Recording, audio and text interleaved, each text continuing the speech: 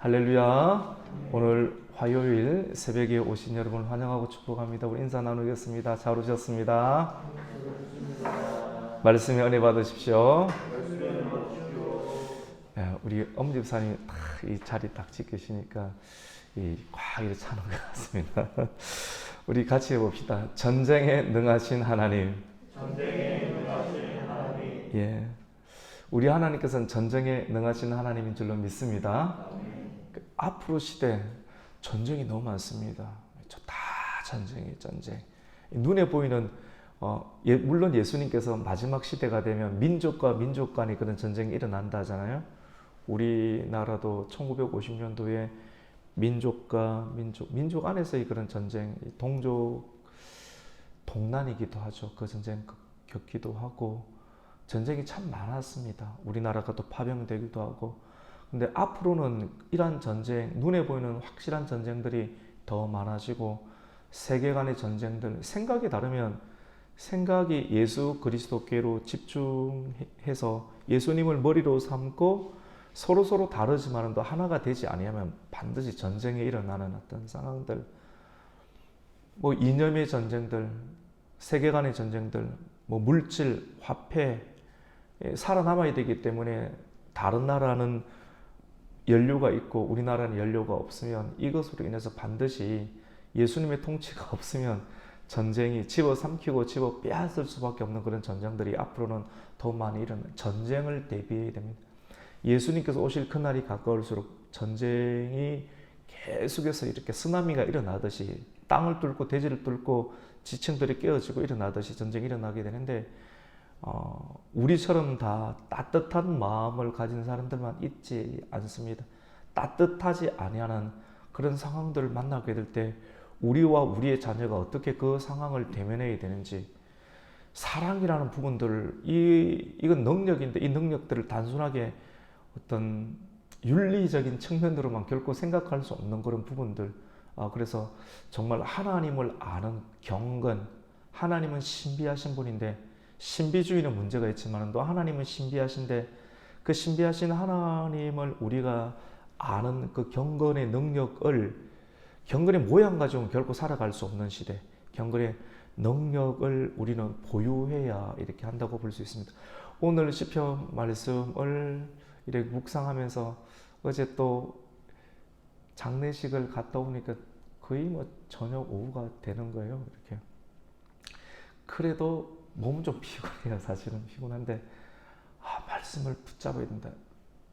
여러 가지 피곤한 상황들은 항상 나타나게 되는데 그 상황 가운데서도 반드시 말씀을 먹어야 된다. 말씀이 들어가야 된다. 그래 또 전할 수가 있으니까. 그래서 잠깐 쉬다가 다시 말씀을 또 묵상하면서 마음에 전율이 옵니다. 이 말씀을 또 붙잡고 다 정리해놓고 내일 새벽을 또 깨우고 말씀을 전해야 되고 하루하루 사는 것 같아요. 같이 봅시다. 하루를 잘 살아야 합니다. 하루하루를 살아야 돼. 하루를 잘 살아야 돼. 정말 잘 살아야 되는데 오늘 시편 24편의 말씀은 1절부터 10절까지의 내용이 있는데 제목은 같이 봅시다. 전쟁에 능하신 하나님. 굉장히 의미가 있습니다. 또 조금 분석을 하면 보통 분석 잘 안 하잖아요. 근데 오늘 말씀은 조금 분석도 좀 들어가면서 실질적인 의미들을 우리가 또 발견하면 굉장히 큰 유익이 있다라고 여겨집니다. 1절에서 2절 말씀 안에는 세 개가 나옵니다. 세 개가 나오고 그 다음에 3절부터 6절까지 말씀 가운데는 인간이 나옵니다. 그리고 7절부터 10절까지 말씀 가운데는 영광의 하나님, 전쟁에 능하신 하나님. 여러분 그림을 한번 그려보셔야 됩니다. 세 개가 있으면 여러분 세 개는 누구에게 속해 있습니까? 하나님께 속해 있고 온 세계를, 이 세상을 만드신 분이 누구십니까? 하나님이, 창조주 하나님을 말합니다. 그럼 하나님은 어디 있습니까? 여러분 하나님이 어디 계십니까? 하나님은 여러분 생각해보세요. 하나님께서 온 세계를 만드셨으면 하나님께서는 우리는 특정한 곳에 있다라고 생각을 이렇게 합니다. 근데 어린 아이들에게 깨끗한 아이들에게 하나님에 대한 지식을 알려주고 하나님이 세상을 만드셔서 창조주야 라고 어린아이들에게 깨끗한 어린아이들에게 그 생명의 지식이 들어가면 하나님이 어디 있을까 물어보면 하나님이 안 계신 곳이 어디에요? 오히려 도리어 물을 수가 있습니다. 맞죠? 우리는 특별한 사람 항상 살아오니까 수많은 사람들 가운데 누구를 선택을 했고 또 어떤 특별한 지역이 있을 것이라는 그런 생각을 가지지만 천지를 만드신 온 세계의 주권자가 되시는 주인이 되시는 왕이 되시는 하나님은 온 세계 가운데 계시는 줄로 믿습니다. 온 세계 가운데 계시는데 근데 중요한 것은 온 세계 가운데 계시지만 사람의 인식은 온 세계에 동일하게 계시진 않잖아요. 우리는 한정되어 있지 않습니까? 하나님의 속성은 편재하시잖아요. 어디든지 편재하시는데 우리는 어디든지 속하 있지 못하는데 우리가 있는 곳에서 때로는 그것이 고통이고 고난이고 어려움이고 고독함이 이래서 죽을 것 같아서 하나님을 찾는데 하나님을 찾는 그 위기의 순간 속에서 하나님을 만나기 때문에 위기의 신학이 또 나타나는 것 아니겠습니까? 그래서 고통이 있고 고초가 있고 죽을 것만 같아서 하나님의 도움을 구하기 위해서 나 자신도 모르게 비로소 하나님을 찾았더라. 하나님을 찾는 그곳이 성전이 되고 그곳에서 하나님을 만났던 다윗 또는 야곱이 그의 형 에서의 추격을 피해서 바단 아람으로 가는 그런 인생의 여정 가운데 아버지의 품을 떠나서 어머니의 품을 떠나서 나아가는 인생의 여정이 얼마나 위험하고 어렵습니까? 너무나도 고독하고 위험해서 하나님을 생각했을 때 그곳에 하나님의 성전이 임한 것이지 않습니까? 오늘 말씀 가운데 보면 세계가 있고요. 같이 봅시다. 세계를 생각하는 순간 사람들은 자연을 숭배하려고 하잖아요. 근데 자연을 만드신 하나님을 찬송하는 세상의 사람들은 자연을 찬송해요. 그리고 피아노 치면서도 뭐 조지 윈스턴과 같은 사람들은 자연을 숭배할 수 있겠죠. 맞죠? 자연을 노래할 수 있겠죠. 근데 참된 우리의 의미를 발견하는 사람은 자연 자체를 노래하는 것이 아니라 자연과 세계를 만드신 누구십니까? 하나님을 찬송하는 겁니다. 더 탁월한 찬송이 되고 정말로 참된 의미를 발견할 수 있는 그런 찬송이 되는 것이죠. 세계를 창조하신 하나님이 1절과 2절 말씀 가운데 있고요. 그러면 또 2절, 3절부터 6절까지 말씀은 하나님의 성산에 오를 자가 누군가? 과연 하나님의 성산, 세계를 만드셨는데 세계 가운데 하나님의 임재가 저곳에 있다. 시내산에 있다. 호렙산에 있다. 사람들은 다가가지 못해요. 죄가 있어서. 온 세계 가운데 하나님께서 거하시는데도 불구하고 근데 그 산에 오를 자가 누구? 아무도 못 나가는 거예요. 중보자의 개념이 도입될 수밖에 없는 하나님과 세계 사이에 중간에 중보자가 있어야 됨을 성경은 말씀하죠. 구약시대 말씀. 누굽니까? 모세를 들이 내밀죠. 맞죠? 하나님 부르시고 어디로? 호렙산으로, 시내산으로 내밀어서 구약의 율법으로 성부의 법으로 말씀하시는 하나님. 사람들은 굉장히 무섭습니다. 아버지 무서워요. 성부와 하나님에 대한 율법은 참 무서워요. 아버지의 제한 조건들을 우리 다 만족시키지 못합니다. 근데 성자의 법, 또 성령의 법, 생명의 법, 성령의 법으로 아버지를 무서워하는 우리도 아버지에 대한 상처가 있고 어려움들이 있지 않습니까? 근데 그 부분들을 궁극적으로 치유해 주시는 분이 누구십니까?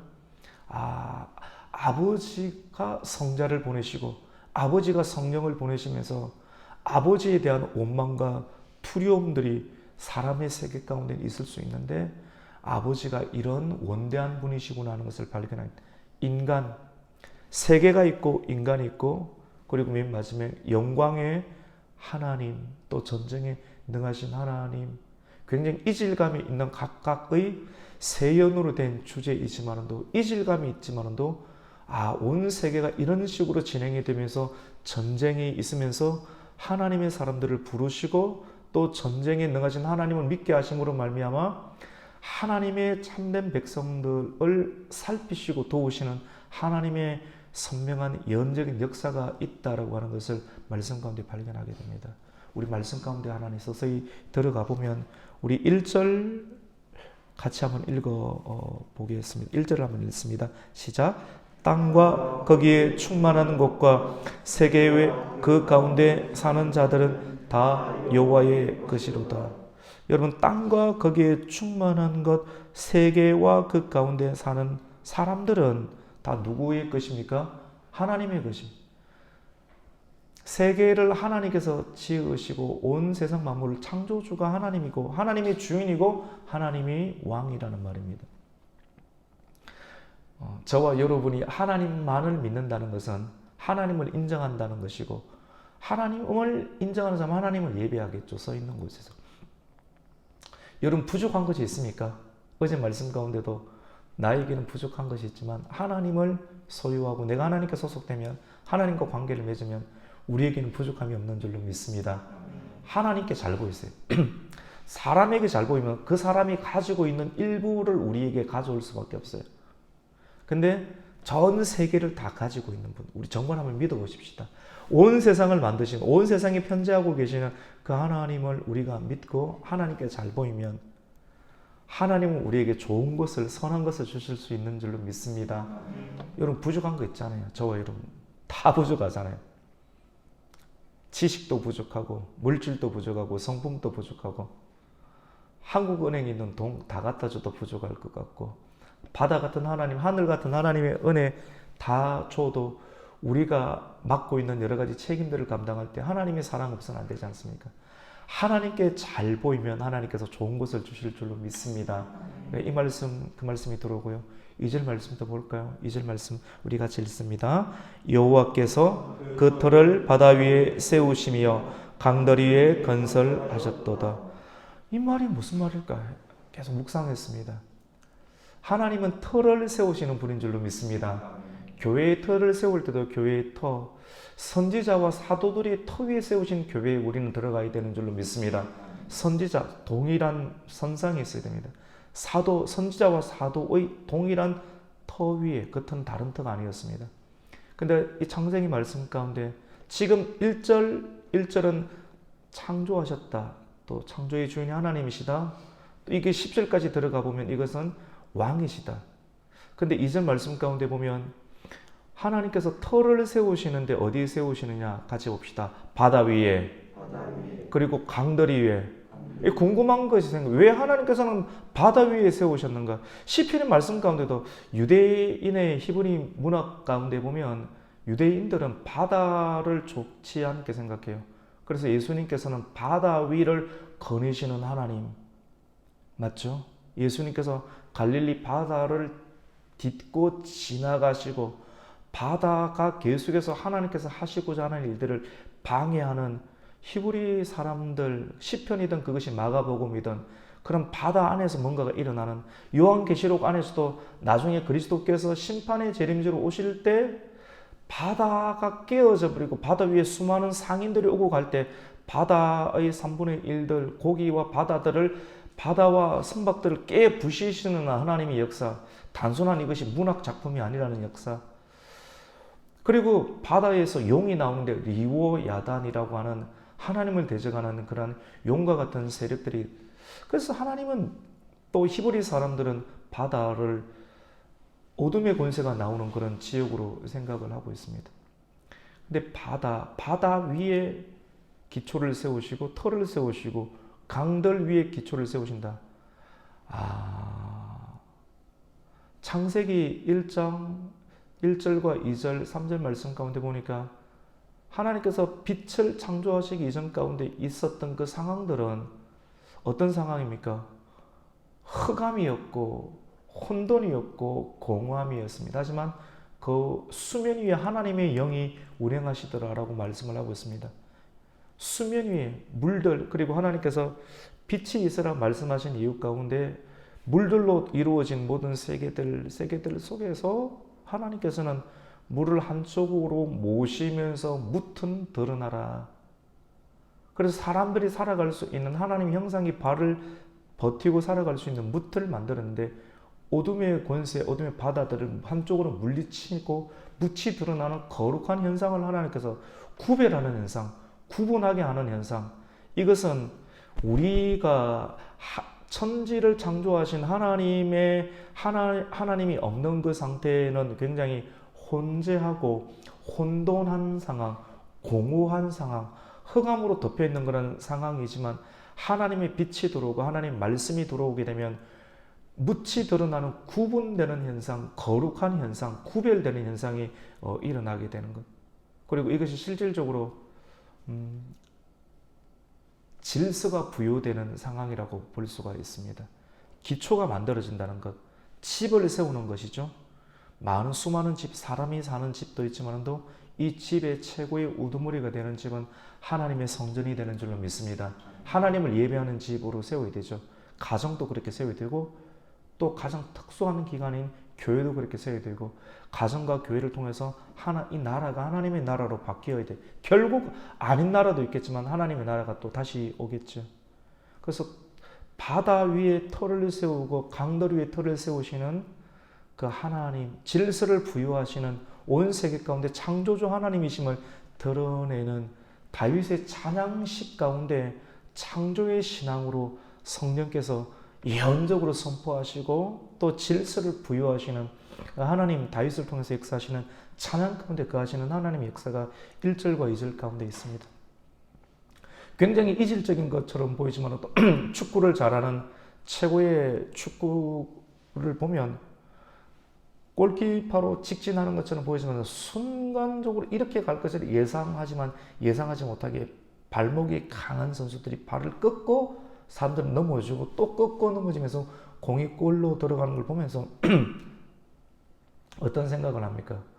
이 예상할 수 없는 굉장히 이질적이지만도 너무나도 아름답고 완벽하고 풍성한 상태로 그 스포츠가 이루어지는 것을 보게 되면서 사람들은 환호하고 희열을 느끼죠.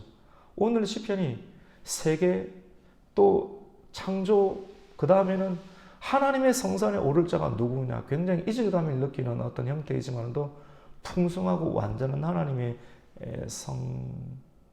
성질을 드러내고 있습니다. 우리 3절 말씀을 함께 읽겠습니다. 시작. 여호와의 산에 오를 자가 누구며 그의 거룩한 곳에 설 자가 누구요? 굉장히 꺾이죠, 맞죠? 발목이 강하죠. 여호와의 성산에 오를 자가 산에 오를 자가 누구며 그의 거룩한 곳에 설 자가 누군가?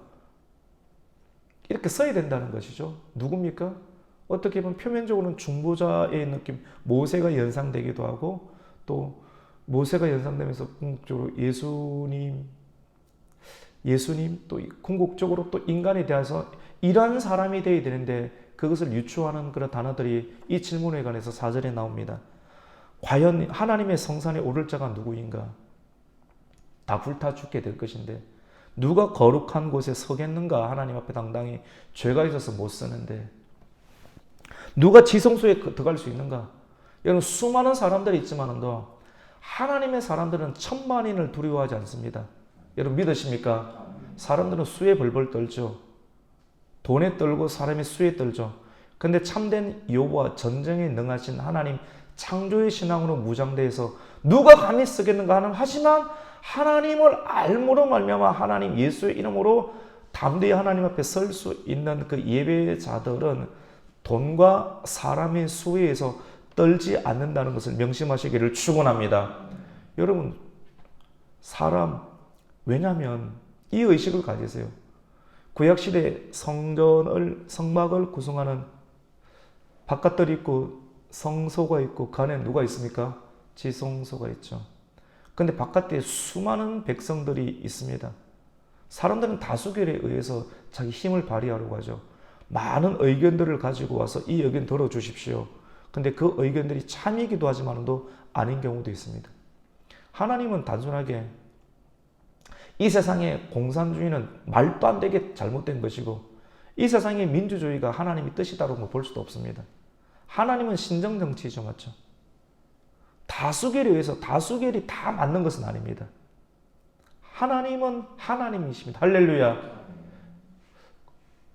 바깥에 수백 명이 있고 수천 명이 진 바깥에 있지만도 죄를 지은 수백 명, 수천 명에서 하나 사람들의 뜻이 하나님을 이길 수는 없습니다.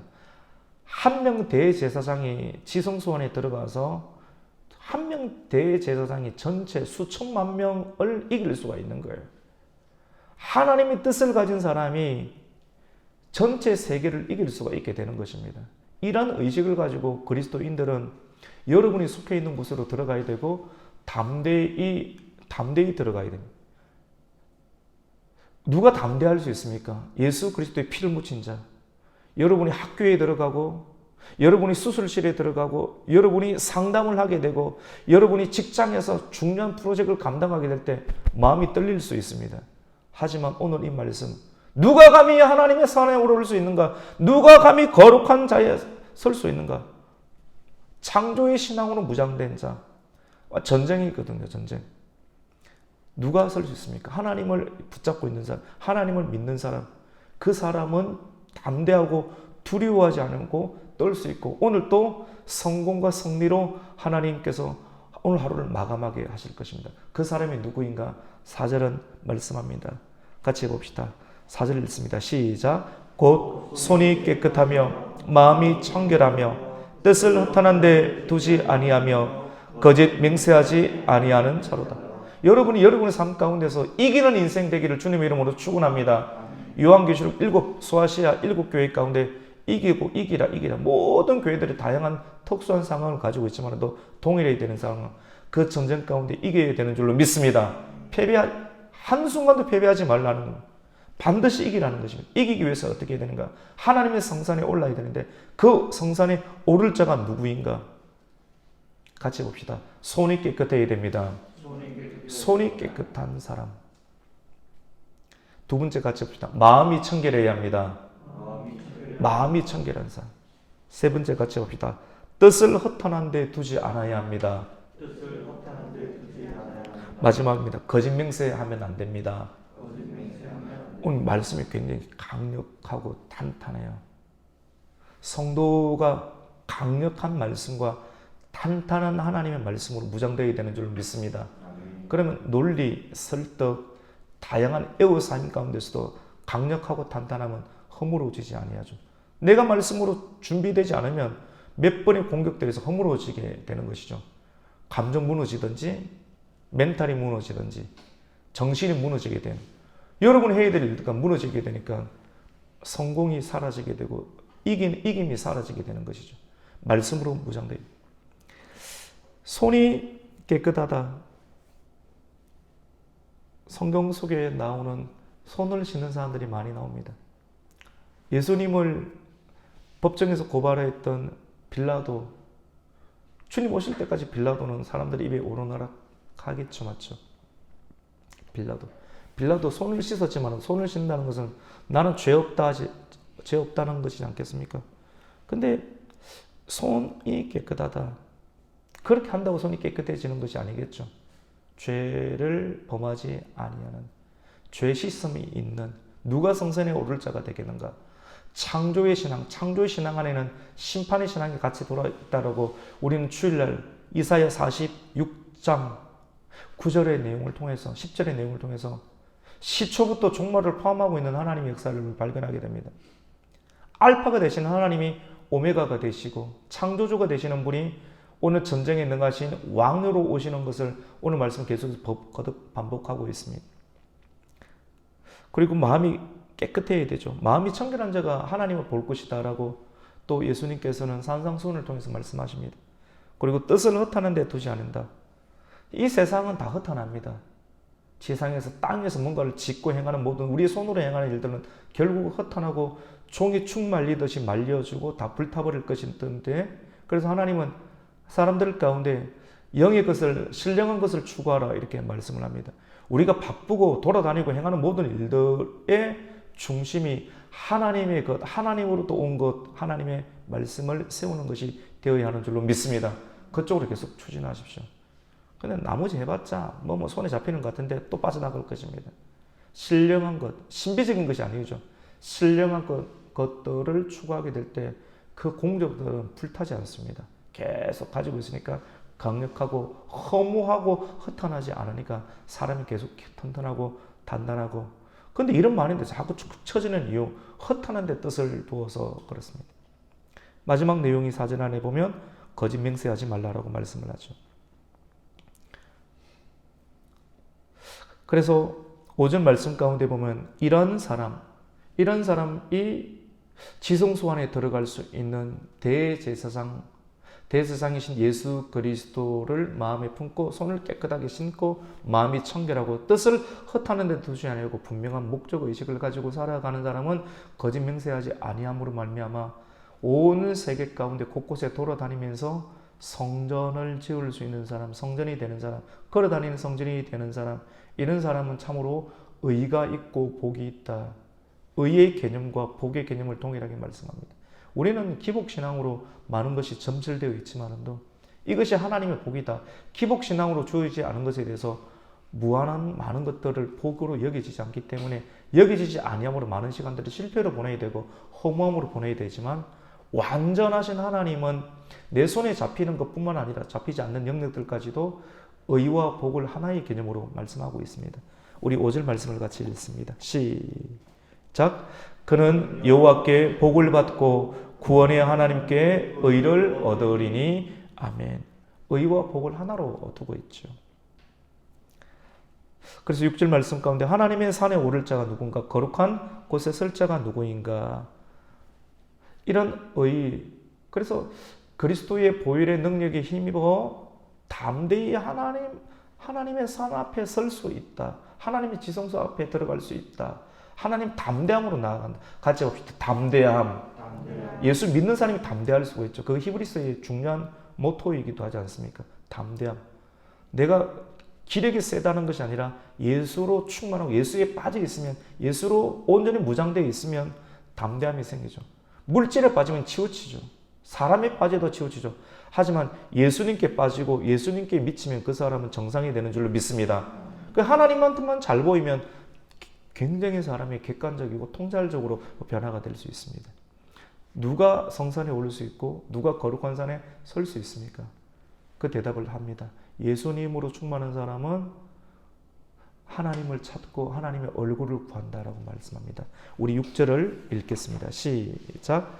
이는 여호와를 찾는 족속이요 야곱의 하나님의 얼굴을 구하는 자로다. 하나님의 얼굴을 누가 구하겠습니까? 이렇게 예수로 충만한 사람들은 하나님의 얼굴을 구하죠. 하나님의 얼굴을 감히 대면하죠. 이런 사람들은 기도의 폭이, 스펙트럼이 굉장히 넓어집니다. 온 세계로 뻗어나가기 때문에 창조의 신앙과 심판의 종말의 신앙으로 온전히 무장되어 있는 세포 곳곳 가운데 창조의 섭리가 침투하는 하나님 나라는 침노하는 자의 것이는 이런 사람들은 하나님을 찾죠. 침노하죠. 하나님을 찾고 하나님의 얼굴을 구하죠. 그렇게 중보의 사람으로 변화됩니다. 기도의 폭이 굉장히 넓어지게 됩니다. 머리끝부터 발끝까지 손끝까지 완벽한 심장으로부터 밀어내는 힘들이 산소를 통해서 피를 통해서 곳곳까지 뻗쳐지게 되니까 우주를 머금고 있습니다.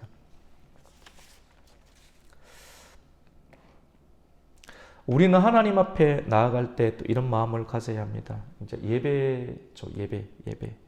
우리가 이런 마음을 갖게 될 수가 있습니다. 마지막 내용이 7절에서 9절, 10절인데요. 우리 잘 아는 것이죠, 맞죠? 이번 주 금요일 날 부를까요? 아니면 주일 날 부를까요? 문들아 머리 들어라. 표면적인 내용은 사무엘 한가요? 24장쯤인가? 다윗이 오벳 에돔의 집에 있었던 법궤를 어디입니까? 예루살렘 성전으로 옮겨갈 때 바지 춤이 흘러내릴 정도로 기뻐 뛰었던, 그걸 두고 미갈은 이거 주책이다라고 하는, 사람들의 표면에 이래, 사람들의 하나님을 의식해야 되는데, 그런 내용의 시편, 하나님의 지성소가 하나님의 사람들의 집으로 들어갈 때 이 예루살렘의 제국들이 튼튼해질 것에는 너무나도 기쁜 마음 때문에 웃었는데, 하나님의 지식이 없으니까 미갈은 사람 눈치 보면서 왕의 체면이 뭐냐 이 정도의 수준이겠죠. 그러니까 그 여자는 떨어지게 됩니다. 떨어지게 되는 것이죠. 하나님의 통치를 알지 못하고 하나님의 삶을 함부로 폄하하면 그 사람은 떨어지게 됩니다.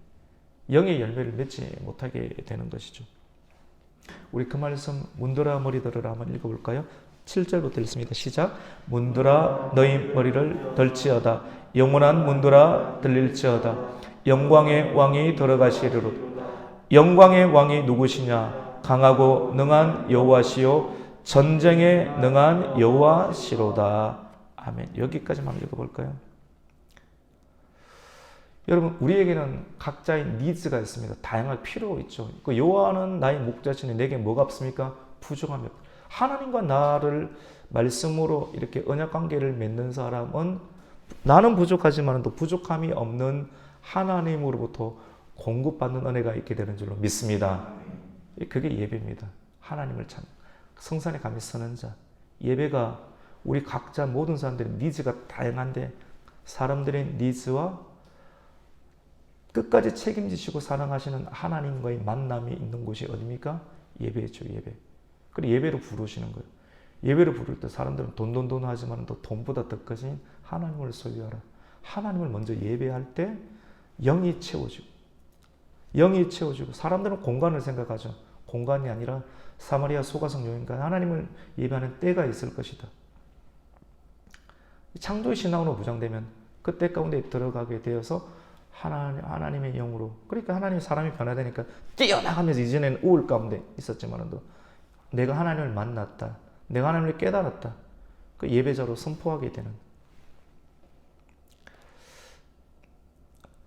영광의 하나님을 말씀을 하고 있는데, 전쟁에 능하신 하나님이 어디 계시냐? 교회에 계시죠. 교회. 여러분, 교회에 오는 이유, 율법적으로는 신앙 절대 못 갑니다. 저와 여러분이 평생 가야 할 줄로 믿습니다. 물론 나이가 들어서 힘이 빠지면 못 나올 상황이 되기도 하죠. 근데 우리의 생각과 정신은 이 정신으로 무장을 하고 있어야 합니다. 무장을 하고 있어야 되죠. 오늘 말씀 보세요. 세계, 창조, 그 다음에 하나님의 거룩한 산에 오를 자가 누구인가? 인간에 관한 부분들. 인간으로 오신 예수 그리스도, 인간으로 예수 그리스도를 내가 믿을 때 하나님의 성산에 오를 수 있다. 지성소의 개념. 그리고 맨 끝에 7절부터 10절까지는 영광의 하나님, 그 다음에 문들어 머리를 들어. 다 머리를 들고 하나님의 성전에 들어갈 때 다 머리를 숙여 예배하라. 예배해 줘서. 왜냐하면 이 예배 교회 속에서 전쟁에 능하신 하나님을 소유함으로 여러분이 직장과 사업과 모든 상황들 속에서 전쟁인데 우리 무장 안 하면 여러분 다 죽이려고 할 거예요. 왜냐하면 세계는 내가 당신을 죽이지, 웃고 있지만 웃고 있는 사람을 뛰어넘고 죽여야지만 내가 오를 수 있거든요.